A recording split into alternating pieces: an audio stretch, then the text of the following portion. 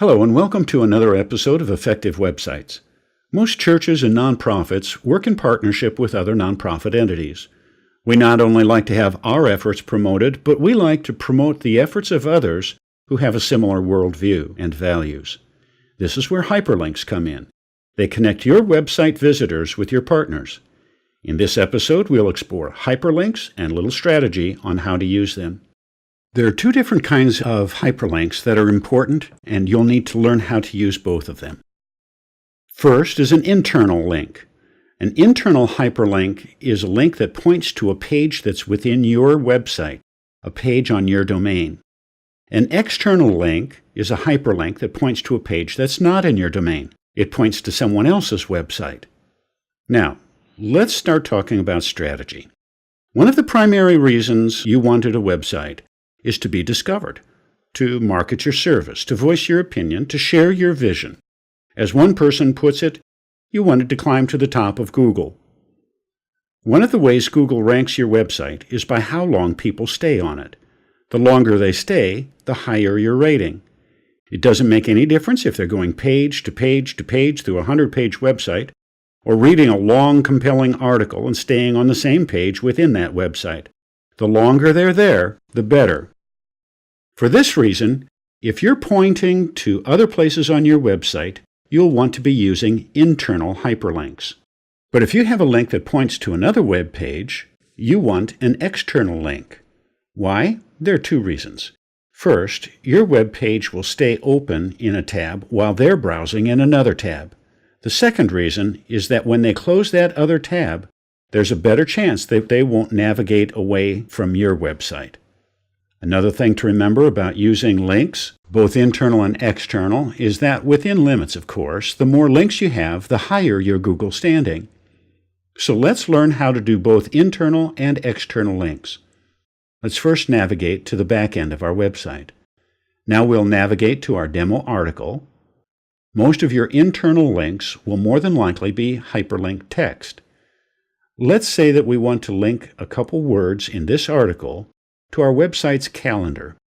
We'll type in calendar here, and we'll make it bold so it'll be easier to see. Let's get our link by actually going to our calendar, and we will copy that web address and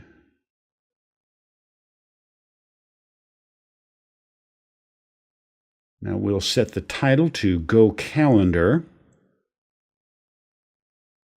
And since we don't need to be concerned with anything else, we'll close the pop-up and save the article. We'll go to the front end, refresh, and if we mouse over the hyperlink, we now see Go to our calendar.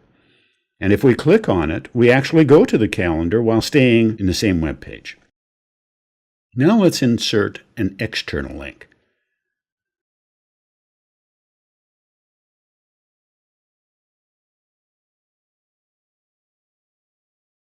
Type in the link here, type in the title. In this case, it's going to be Go to Joomla Home. But instead of clicking Insert and closing like we did with the internal link, we're going to change what's called the target. We want this to open in a new window. Now we can insert and close and go to the front end and see if our changes work. We'll refresh our page. The mouse over works, that's good.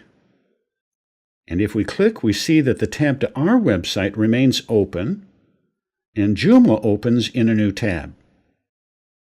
We can also hyperlink pictures.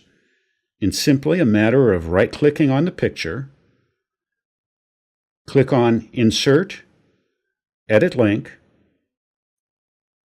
If we want an internal link, we can do that. If we want an external link, we'd type in the Joomla address, set the target to open in a new window, type in the title, Go to Joomla homepage. We'll insert, save article, and go to the front end to check out our changes. When we mouse over, our title appears. Good. Now we'll click, and there you have it. Use internal links for links on pages within your website.